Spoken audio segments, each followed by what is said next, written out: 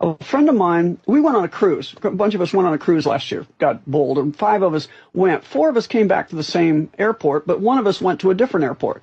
4 of us were well, but this one guy got really deathly ill when he got back. He didn't call me when he was sick, and then when he finally called me, it was like 10 or 14 days later, and I said, well, okay, are you okay now? I mean, how are you? And he said, well, I'm okay. And so he wasn't 100%. I said, listen, here's what I want you to do. You didn't take the gum that I told you to take on the cruise, right? He said, no. I said, okay. Go down to the gas station. At this point, don't worry about ordering the stuff off the line that's the safest one. I like Lucy.com, but I don't get a kickback from them. I just like that one. But I said, just go down to the gas station and get yourself some nicotine gum.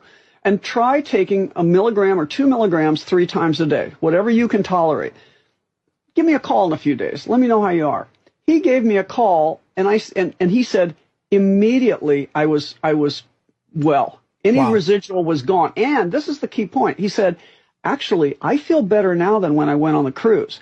And see, that told me that what's happening is there is a low level of this stuff still in our environment, or some people still have it in them.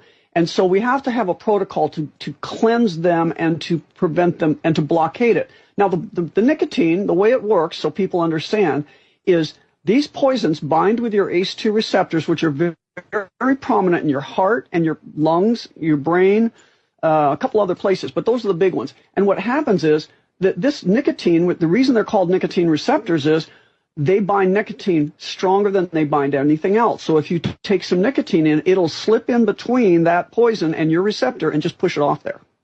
Yeah. And then you have to get it out of the system. Now, for doctors out there, I will tell you the other story, and I'm just still surprised by this. This just happened. I have a friend, she has asthma. She went down to South America to her house for a couple weeks, and she came back, and the day she came back, she got deathly ill, said, I think I've got pneumonia. Can you call in some antibiotic for me? She's coughing up yellow stuff. Now, in classic medicine, I mean, that would have been a no-brainer. Asthmatic, feels ill, coughing up yellow stuff. That's a bacterial superimposition on the asthma. You got to treat it with antibiotics. That's what we're taught. But this time I said, did you chew the gum down there that I told you to chew? And she said, no. Do you have it at home? Yes.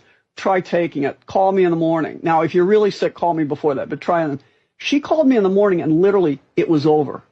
Gone. Yeah. Now, I would not have believed that